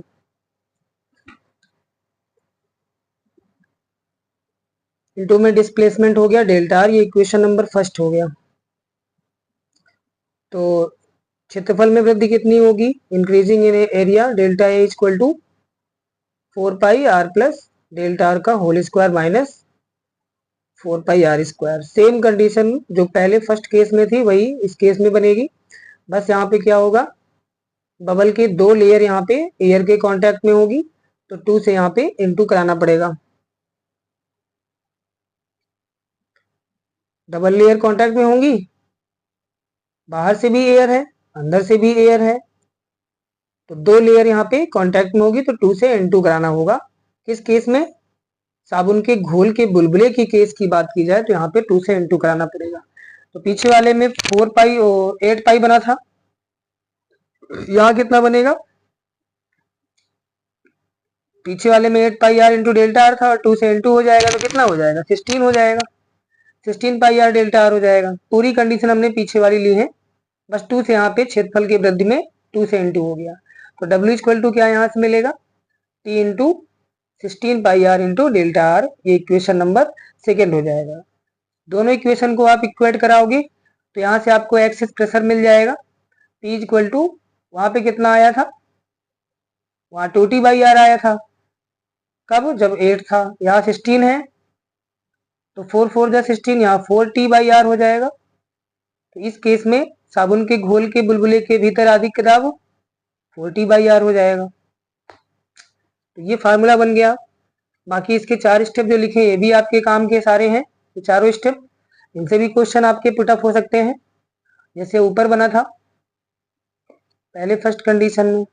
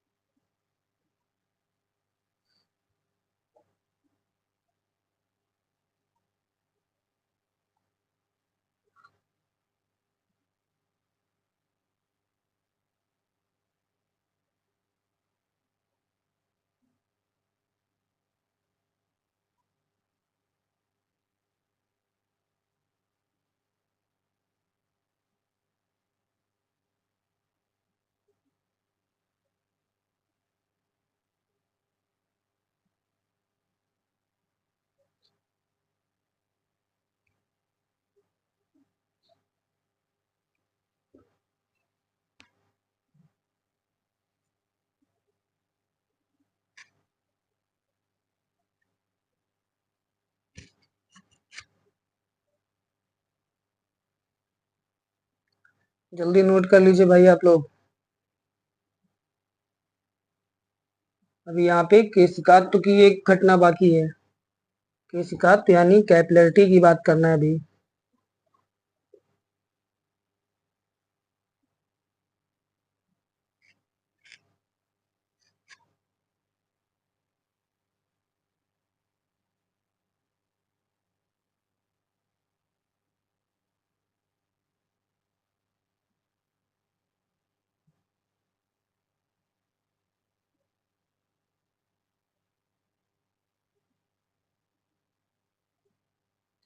नोट हो गया होगा ना सबका, केशिकात्व की बात करते हैं। केशिकात्व पता है, केश नली में जैसे द्रव का चढ़ना और नीचे उतरना, ये घटना आपको पढ़नी होगी। केश नली क्या होती है, अगर मान लीजिए कि कोई नली है, बहुत पतली पतली नलियां हो जिनकी त्रिज्या बहुत छोटी हो, जैसे सिरेंज हो गई इंजेक्शन की, बहुत पतली नली होती है, इस प्रकार की नलियों को केस नली बोला जाएगा, यानी कैपिलरी ट्यूब बोला जाएगा उनको। अब इस केस में क्या बनेगा उसकी बात भी हमें करना होगा। तो उसकी बात के लिए हम देखते हैं यहाँ पे कि कैपिलरी कंडीशन में जब द्रव ऊपर चढ़ेगा, जितनी ससक्रिय होगी उतना ऊपर चढ़ेगा, और जितनी त्रिज्या उसकी ज्यादा होगी उतना नीचे आएगा। इस चीज को ध्यान रखना होगा। तो यहाँ बात करेंगे हम अभी केशिकात्व की भी बात करना पड़ेगा। यहाँ इतने टॉपिक आपने देख लिए हैं, आधी किताब हो गया तीनों कंडीशन में।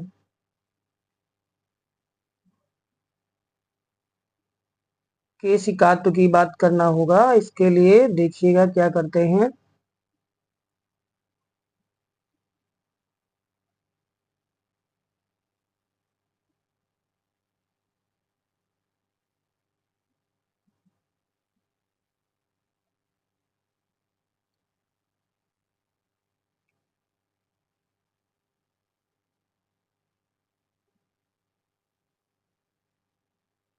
केशिकात्व, केशिकात्व इंग्लिश में क्या बोलते हैं इसको? कैपिलरिटी, कैपिलरिटी कंडीशन में। अच्छा बताइए आप लोग, इसमें कैपिलरी ट्यूब क्या होती है? केशिकात्व किसी को मालूम है? जिनकी त्रिज्या बहुत छोटी होगी, छोटी त्रिज्या वाली नलिकाओं को केस नली कहते हैं, जिसकी त्रिज्या बहुत छोटी हो।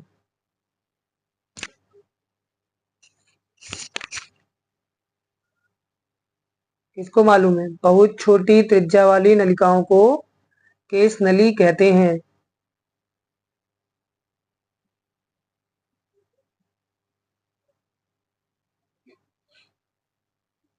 जिनकी त्रिज्या बहुत छोटी होगी।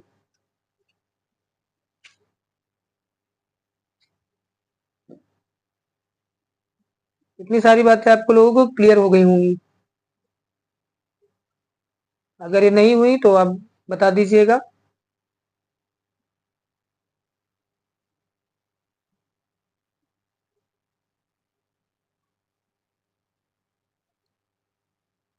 कैपिलरी की कंडीशन आप लोग को बतानी होगी, ताकि हम केशिकात्व को अच्छे से एक्सप्लेन कर सके।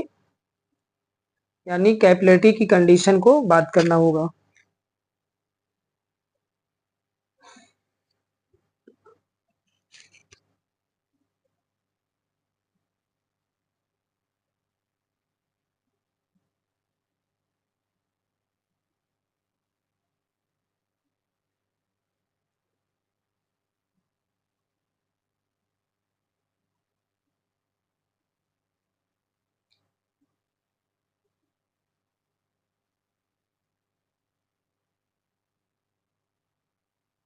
केशिकात्व मालूम है किसी को?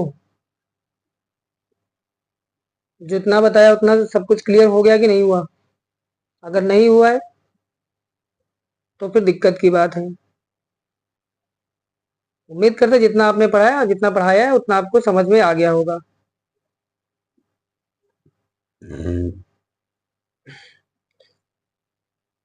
चार चार टॉपिक आपको इसमें क्लियर हो गए हैं।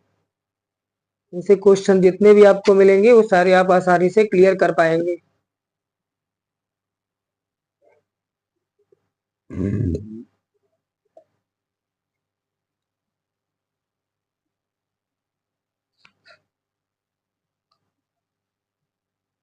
चलिए अब हम लोग बात करेंगे केशिकात्व की, ताकि इसको अच्छे से कंप्लीट कर पाए। और आज ही हमें द्रवों का प्रवाह, फ्लो ऑफ लिक्विड, उसकी भी बात करना होगा।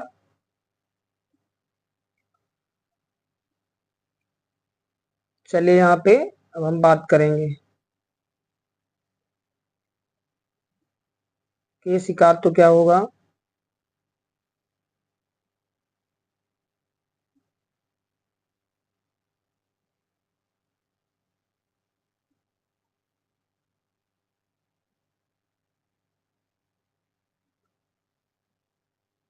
केशिकात्व मीन्स क्या हो गया? कैपिलरिटी। कैपिलरिटी की कंडीशन क्या होगी, इसको डिस्कस करना होगा। तो जैसे मान लीजिए हमारे पास एक बर्तन हो गया, और इसमें क्या करना है कि वाटर को फिल करना होगा। और वाटर फिल करने के बाद इसमें अति सूक्ष्म त्रिज्या वाली नलिकाओं को डालना होगा।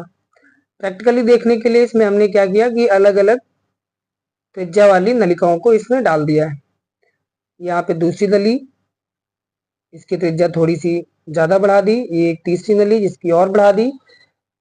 तो यहाँ देख रहे हो कि तीनों नलिकाएं क्या हैं, अलग अलग त्रिज्या वाली हैं। जिसमें त्रिज्या जितनी कम होगी उसमें लिक्विड उतना ज्यादा ऊपर की ओर चढ़ना स्टार्ट करेगा, क्योंकि वाटर क्या क्या करता है, वाटर द्रव को गीला करता है। इस वजह से त्रिज्या छोटी होने पर क्या होगा कि आसानी से ऊपर की ओर पानी चढ़ना स्टार्ट हो जाएगा। और ये हमारी जो ट्यूब है क्या हो गई, कैपिलरी ट्यूब इनको बोलेंगे, केस नली बोलते हैं। ये बहुत छोटी रेडियस वाली होती है, यानी स्मॉल रेडियस ट्यूब हो जाएंगी, बहुत छोटी त्रिज्या वाली होती है।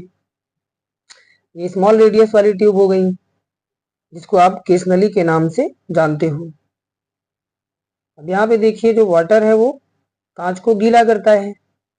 तो इस कंडीशन में क्या होगा, त्रिज्या जितनी छोटी जिस वाली पाइप में है उसमें पानी उतनी आसानी से ऊपर की ओर चढ़ेगा। तो पहली वाली सबसे ज्यादा छोटी त्रिज्या की है, इसमें पानी आसानी से ऊपर चढ़ जाएगा।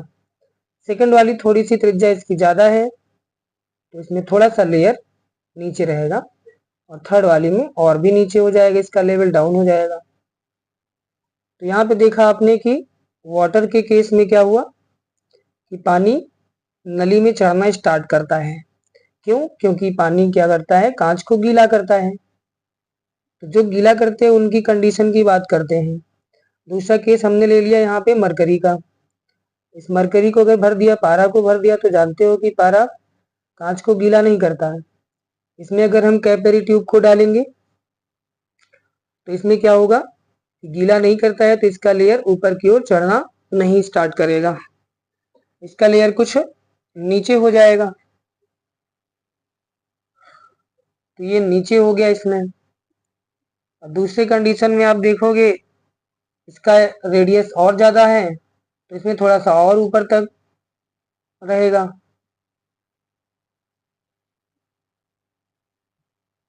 इन दोनों कंडीशन में आपने देखा कि पानी किसी कैपिलरी ट्यूब में ऊपर गया और मरकरी केस में नीचे आया। तो दोनों कंडीशन के लिए क्या बनता है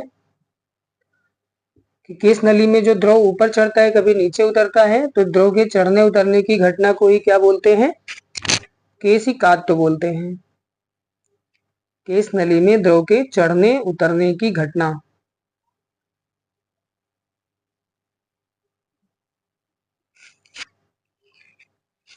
घटना को क्या कहेंगे, केसी काटो कहेंगे।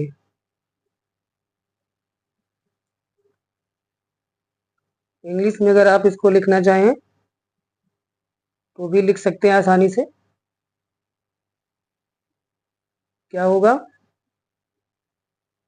कौन सा फिनोमिना होगा,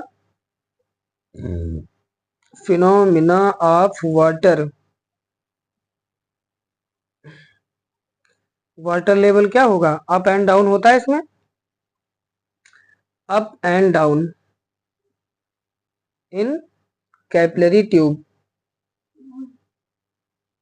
तो ये फिनोमिना कौन सा हो जाएगा, केसी काटो की घटना हो जाएगी। इतना मालूम हो गया होगा आपको। अब यहाँ पे इस केस नली को हम एक बाहर बनाते हैं थोड़ा सा, क्योंकि यहाँ पे फार्मूला में डेरिवेट करना होगा।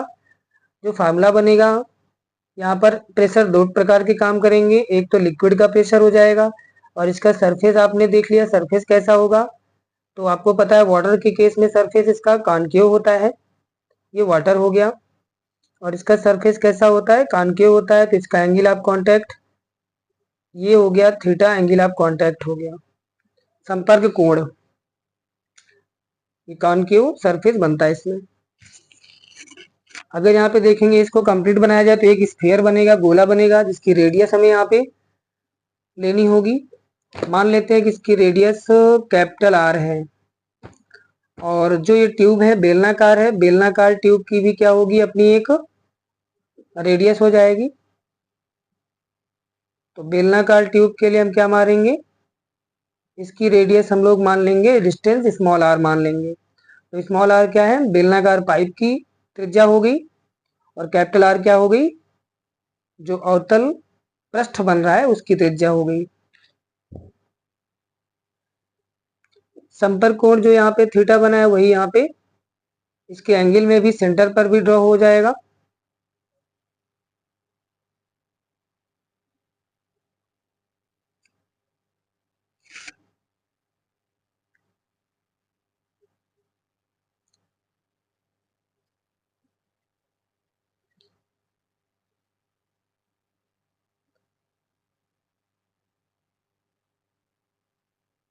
प्रेशर वायुमंडल का पड़ेगा, तो इसमें क्या होगा, एक तो एटमॉस्फेरिक प्रेशर हो जाता है। इस केस में क्या क्या बनेगा, कौन कौन से प्रेशर होंगे, तो यहाँ पर एटमॉस्फेरिक प्रेशर एच रो जी जितनी हाइट पर होगा उस हाइट को भी काउंट करना होगा, कितनी हाइट तक लिक्विड यहाँ पे चढ़ता है, तो हाइट यहाँ पे लेनी होगी। तो फार्मूला बन जाएगा एच रो जी किसके इक्वल होगा।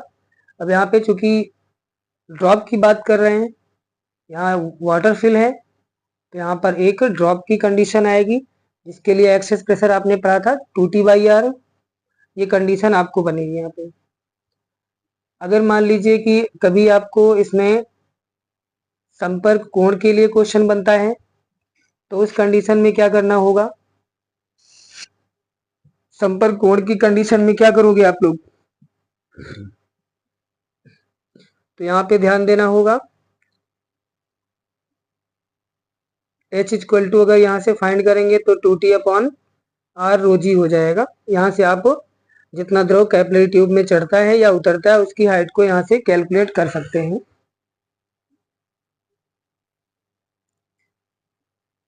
अगर मान लीजिए एंगल ऑफ कांटेक्ट की कंडीशन हो, यहाँ पे थीटा था, इसके लिए हम क्या करेंगे, इस ट्रायंगल में क्या करेंगे, बाई फिगर से एंगल ऑफ कांटेक्ट ये थीटा है तो यहाँ भी थीटा हो जाएगा। और इसमें हमें क्या करना है, कॉस थीटा की वैल्यू फाइंड कर लेंगे। कॉस थीटा का फार्मूला क्या होता है, बेस अपॉन हाइपोटेन्यूज, आधार बटे कर्ण।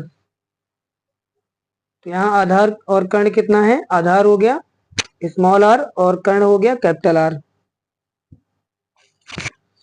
तो यहाँ से स्मॉल आर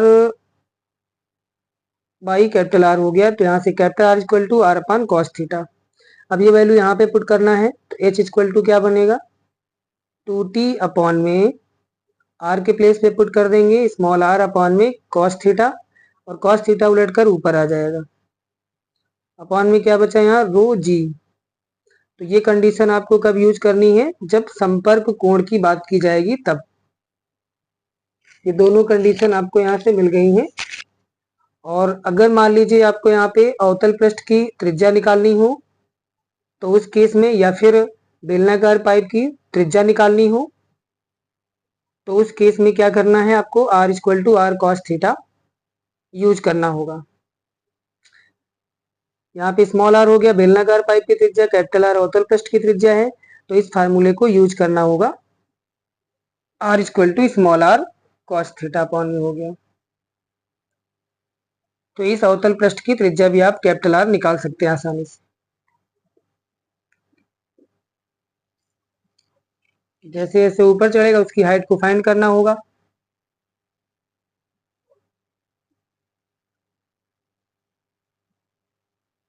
ये डेफिनेशन हो गई।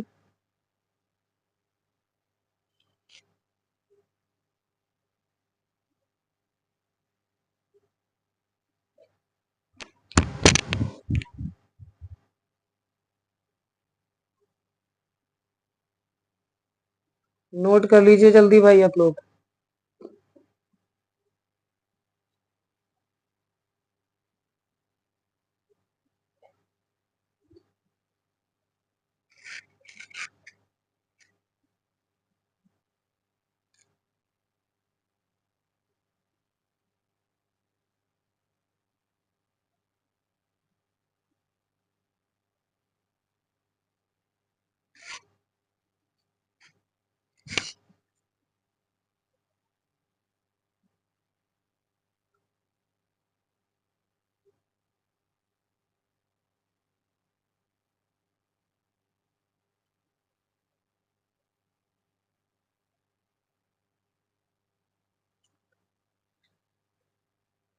ये चैप्टर भी बहुत इंपॉर्टेंट है आप लोगों के लिए। जितने फार्मूले आए इनको अच्छे से तैयार कर लीजिएगा और कोई भी कंडीशन छूटनी नहीं चाहिए।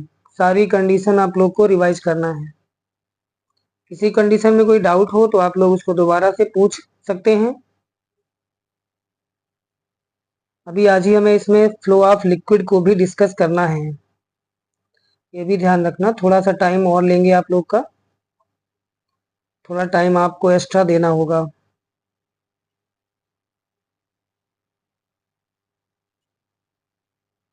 ज़्यादा नहीं लगेगा, बस थोड़ा सा टाइम आपको देना होगा। 10-15 मिनट में कंप्लीट हो जाएगा। समझाना ही है और बाकी लिखने का काम उसमें कल ही करेंगे। फ्लो ऑफ लिक्विड को कल ही डिस्कस करेंगे टोटल। आज हम यहाँ पे ओनली ओरल इसको डिस्कस कर लेंगे। जल्दी नोट करिए आप लोग।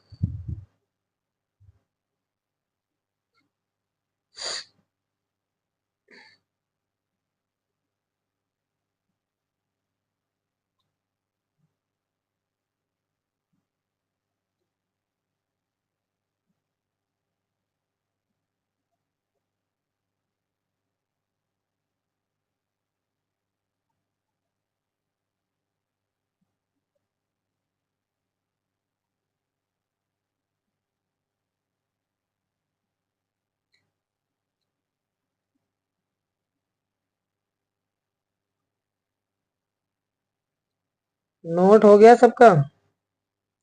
जल्दी करिए भाई, समय ज़्यादा हो रहा है।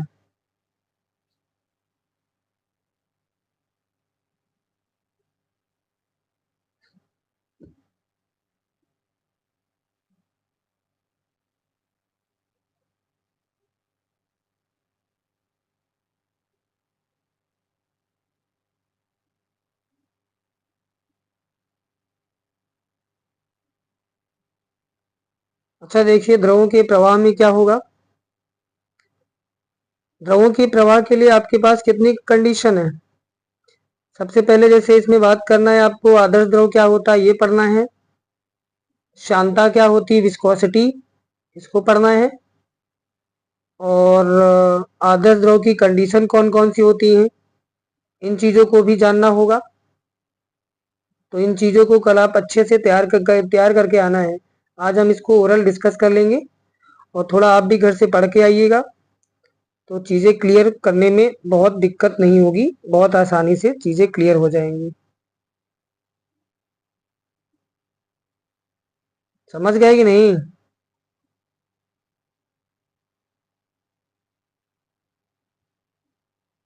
जल्दी करिए आप लोग।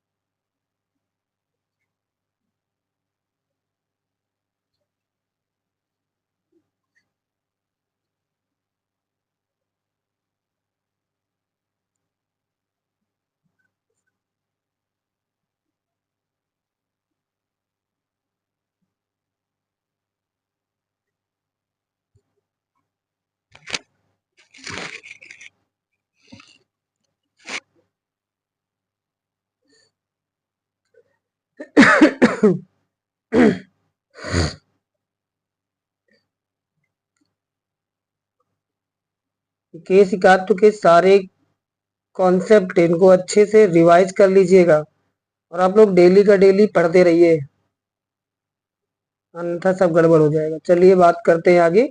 द्रवों के प्रवाह की क्या होती हैं, कौन कौन से फ्लो होते हैं। जैसे आपके घरों में पानी का टैप होता है, टोटी, उसको जब आप धीरे से खोलते हैं तो पानी क्या होता है, बहुत स्मूथली गिरता है। इतना स्मूथली गिरता है, अगर आप हाथ भी लगाएंगे तो आपको महसूस नहीं होता है, और अगर बहुत तेज खोल देंगे तो अचानक से फव्वारे के रूप में निकलने लगता है। तो ये सारी घटनाएं जो है इनको हम लोग अलग अलग वे में डिस्कस करेंगे। कौन कौन सा फ्लो कैसा होगा, उसके क्या क्या नाम होंगे, इन चीज़ों को देखना होगा। इन तीनों घटनाओं को आपको समझना होगा कि सबसे पहली कंडीशन कौन सी होगी, दूसरी क्या होगी, तीसरी क्या होगी। द्रवों के प्रवाह की बात करना होगा।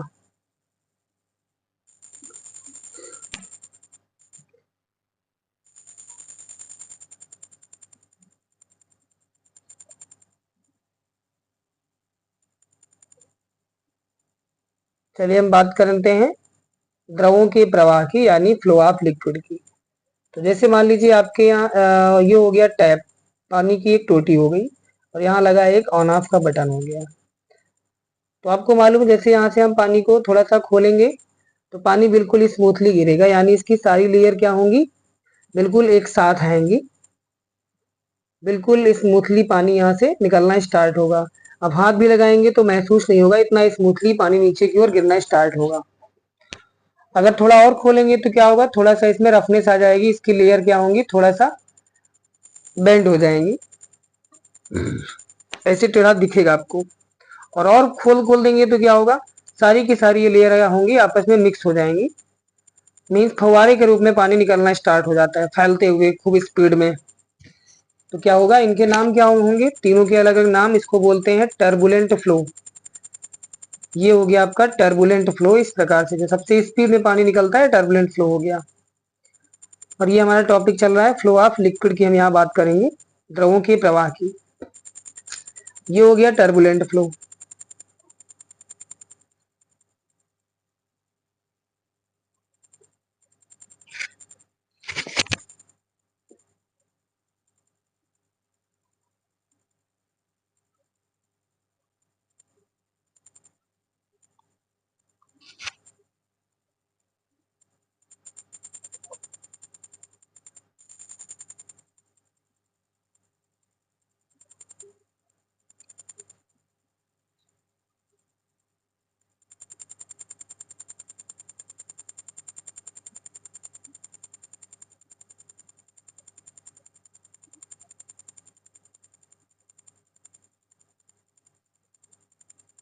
चलिए आगे देखते हैं।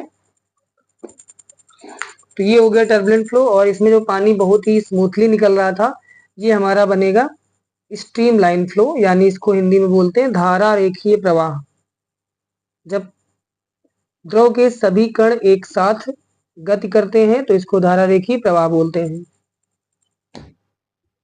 अब इन दोनों कंडीशन के बीच में धारा रेखीय प्रवाह में जब बहता है और टर्बुलेंट फ्लो जब होगा तो इनके बीच की जो कंडीशन होती है, जब द्रव की परतें हल्का सा अनबैलेंस होती है तो यहाँ पर बनता है ये लेमिनार फ्लो, इसको बोलते हैं। तो ये सेकंड कंडीशन में ये टर्बुलेंट फ्लो हो गया, और पहला वाला केस क्या था, धारा रेखीय प्रवाह। टर्बुलेंट फ्लो को बोलते हैं हिंदी में विक्षुब्ध प्रवाह, या इसी को प्रक्षुब्ध प्रवाह भी बोलते हैं। अब इन दोनों कंडीशन के बीच में जो तीसरी वाली यहाँ पे घटना थी, धारा रेखीय प्रवाह, और इसके बाद जब धारा रेखीय प्रवाह से टर्बुलेंट फ्लो में कन्वर्ट हो रहा होता है तो बीच का जो प्रवाह बनता है ये हमारा एक नया नाम देगा, जो होता है लेमिनार फ्लो। क्या होता है, लेमिनार फ्लो। धारा रेखीय प्रवाह से टर्बुलेंट फ्लो की ओर कन्वर्ट होना लेमिनार फ्लो कहलाएगा। इतना क्लियर हो गया होगा सबको। इसके बाद क्या आती है इसमें कंडीशंस, धारा रेखीय प्रवाह में क्या होगा, मान लीजिए आपके पास ये पाइप है और पाइप में जब कोई द्रव धारा रेखीय प्रवाह में बहता है तो इसके सभी लेयर, द्रव की सभी परतें क्या है, एक साथ प्रवाहित होती हैं। जो पहली कंडीशन है ये होगी धारा रेखीय प्रवाह। जब इसकी परतों में कुछ अनबैलेंस कंडीशन आती है थोड़ा सा तो ये हमारा लेमिनार फ्लो होता है। और थर्ड कंडीशन में क्या हो जाता है कि जब द्रव की सभी परतें आपस में मिक्स होने लगती हैं, द्रव के सभी कण एक साथ नहीं चल पाते हैं तो ये विक्षुब्ध या प्रक्षुब्ध प्रवाह बन जाता है। ये थर्ड कंडीशन का फिगर हो गया। अब यहाँ पे आपको करना क्या है, इन चीजों को घर से अच्छे से पढ़ के आना है। जैसे आदर्श द्रव क्या होता है, श्यानता क्या होती है, विस्कोसिटी, और आदर्श द्रव की कंडीशन कौन कौन सी होती हैं, इसको पढ़ के आना है। ठीक है, यहाँ तक अच्छे से आपको कंप्लीट करना होगा। और कल सभी लोग ये टॉपिक को क्लियर करके आइएगा तो फ्लो ऑफ लिक्विड को हम कन्वर्ट अच्छे से कंप्लीट करेंगे। ओके।